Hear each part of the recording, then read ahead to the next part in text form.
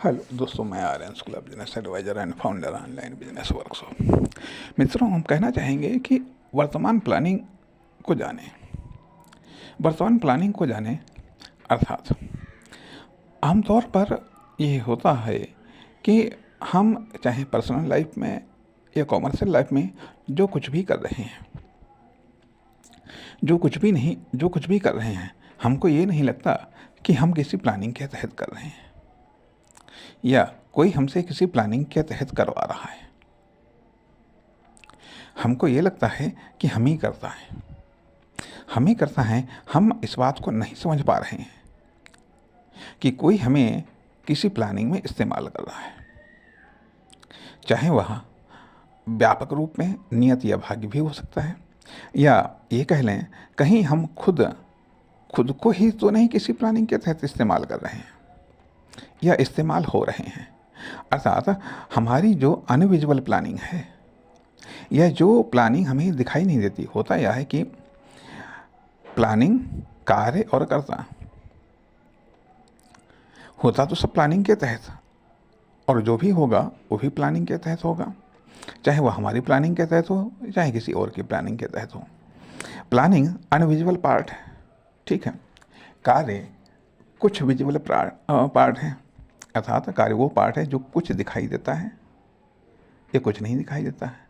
कर्ता टोटल दिखाई देता है, अर्थात कर्ता हमें दिखाई देता है, कार्य भी कुछ हमें दिखाई देता है, लेकिन प्लानिंग अनविजुअल होती है।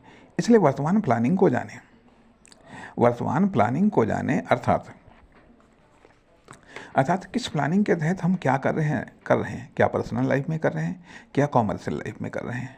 और ये जो प्लानिंग अनविजिबल होती है, इसलिए इसको देखना या इसको समझना या इसको जानना या इस तक अपनी पहुंच बनाना आसान काम नहीं होता है। अर्थात आज जो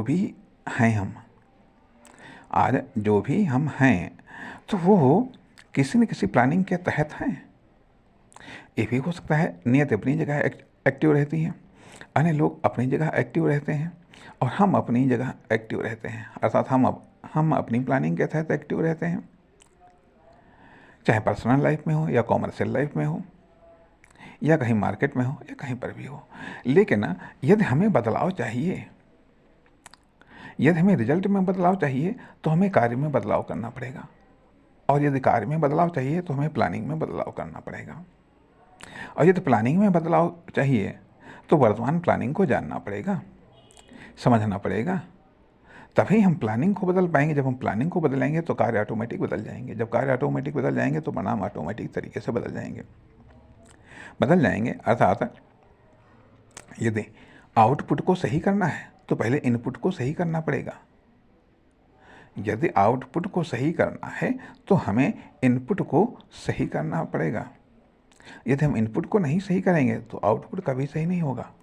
इसलिए जो प्लानिंग है, पहले प्लानिंग पर हम गौर करें, किस प्लानिंग के तहत आज जो भी हम हैं या जो भी आज हम बने हैं या जो भी हमारी आइडेंटिटी बनी है वह किसी न किसी प्लानिंग के तहत ही तो बनी है।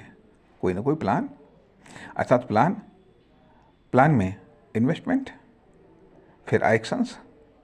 तो कहने का अर्थ कि वर्तमान प्लानिंग को जानना पड़ेगा, समझना पड़ेगा, उसमें संशोधन करना पड़ेगा, नहीं तो हम रिपीट होते रहेंगे।